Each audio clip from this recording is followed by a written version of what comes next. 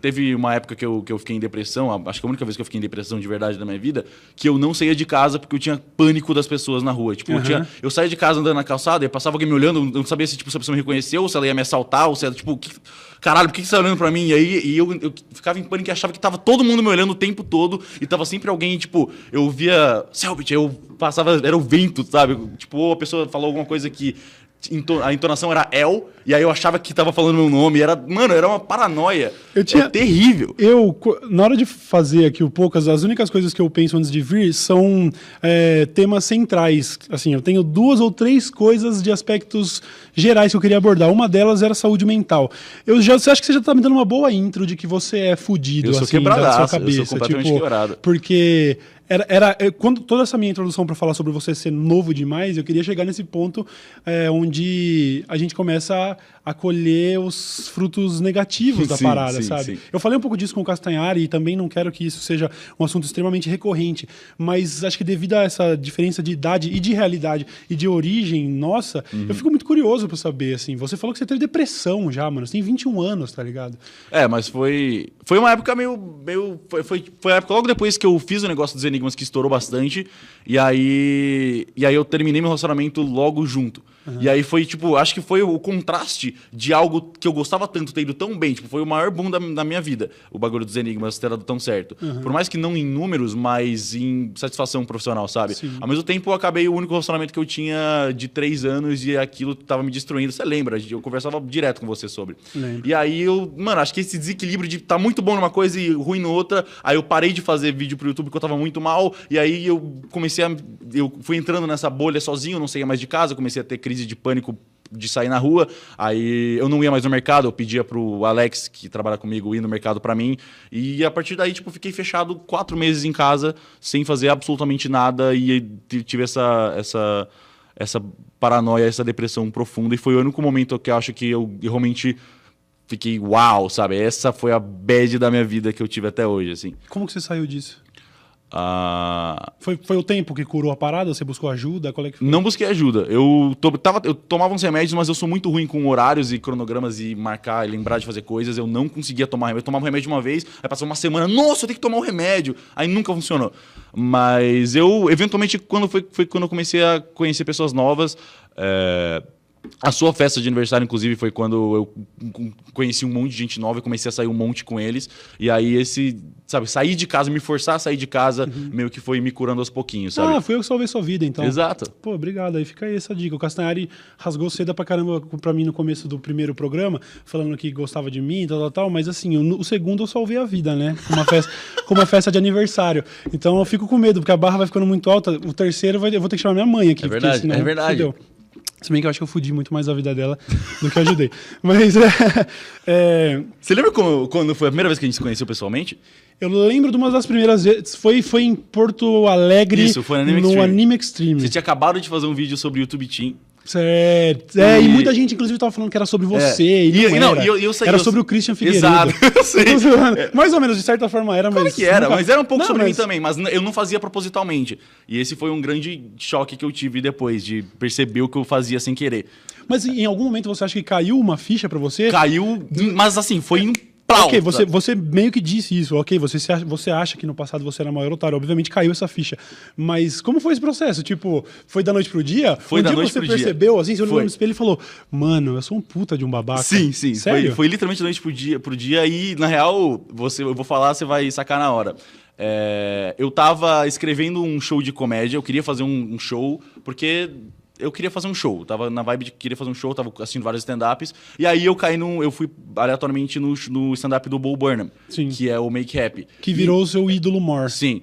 E aí, nesse show, ele bate muito nessa tecla de ser um artista e ter essa relação de público obcecado com você, e os artistas manipulando o público pra só ganhar dinheiro e tal. E ele fala muito sobre isso. E aí eu tava assistindo aquilo, e aí eu comecei a me identificar muito. Falei, nossa, mano, mas eu sou muito arrombado. Eu tô literalmente fazendo isso e nem percebia, sabe? Eu tô literalmente... As pessoas ficam cultivando sentimentos absurdos sobre mim e eu não é recíproco. Eu não conheço essas pessoas. E elas me amam e eu sou, tipo, a vida delas. E aí eu tiltei. Eu falei, mano, eu me odeio, sabe? Eu odeio o que eu faço, eu odeio ser essa figura. E aí eu comecei a fazer vídeos criticando quem eu era há uma semana atrás.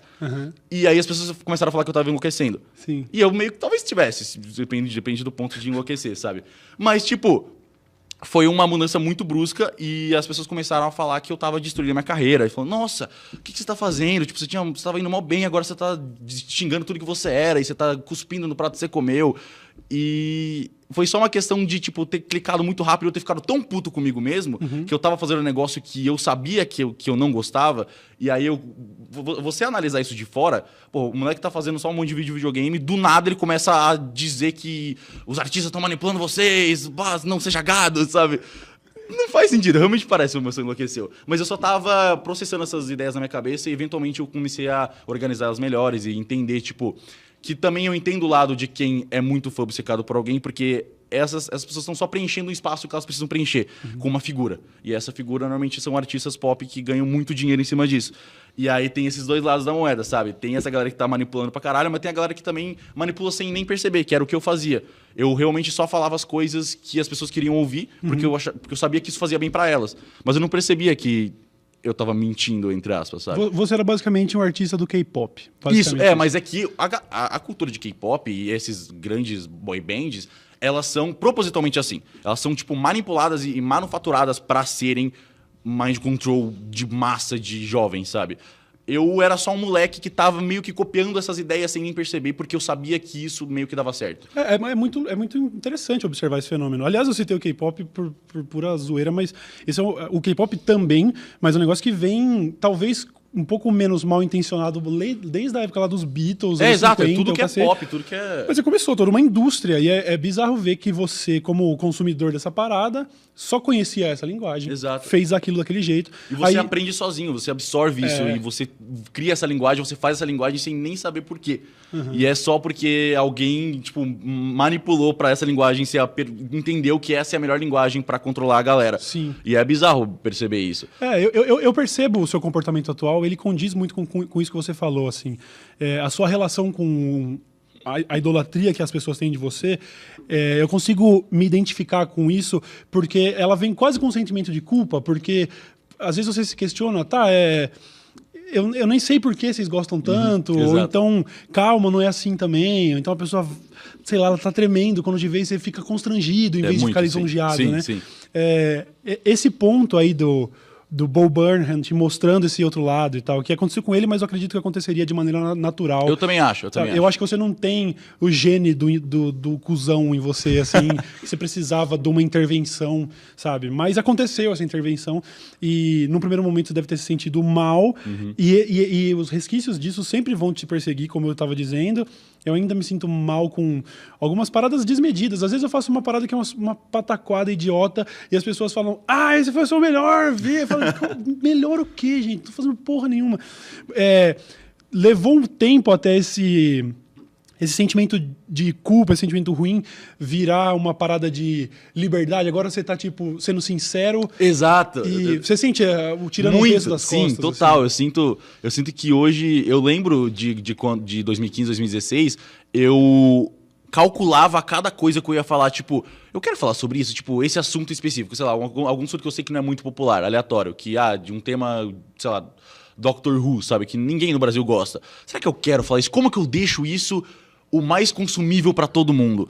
Aí, então, eu quero falar de Doctor Who, mas como que eu vou deixar isso da maneira mais rasa possível pra ninguém ligar que eu tô falando de Doctor Who e só focar, eu tô falando de alguma coisa, sabe? Era sempre isso. E aí, agora eu tô literalmente cagando. Falando, mano, eu quero falar whatever, sabe? Eu falo, quem não quiser ouvir também tanto faz, sabe? Tem outras coisas que eu vou fazer eventualmente. Eu acho isso legal porque é o mais sincero. Como você já disse, você era só um moleque que estava se comportando como um popstar, mas que não teve nenhum preparo para isso, até o momento em que a coisa quebra e você percebe, não é bem isso, eu quero fazer algo que me realize, que me preencha. É bizarro. Foi aí que surgiram os enigmas e tudo mais. Exato. Mas é que é bizarro porque tem tweets meus de 2012 que são literalmente o que eu falo hoje, e em algum momento, né, quando eu comecei a ficar famoso, essa visão foi distorcendo na minha cabeça, e aí se você pegar contrastes meus de tweets de 2015 e eu de 2012, você vai ver que eu de 2012 parece muito mais comigo hoje do que na época que eu tava explodindo, 2015, 2016. Então eu com 14, 13 anos, pensava essas coisas também. Pensava, mano, artista pop, manipulando a galera, parem de ficar criando fã-clube e ser obcecado pelas pessoas. E aí eu comecei a ficar famoso e automaticamente, sem nem perceber, eu comecei a incentivar isso pra caralho. Mas é claro, porque isso é extremamente sedutor, né? Exato, é Porque muito, é viciante. Tem momentos em que o comportamento do douchebag, ele é muito atraente, sabe? Quando eu tô me oferecendo camarote de graça na balada, eu Exato. adoro Fama é ser muito viciante. famosinho. Fama tá é ligado? a coisa mais viciante que tem.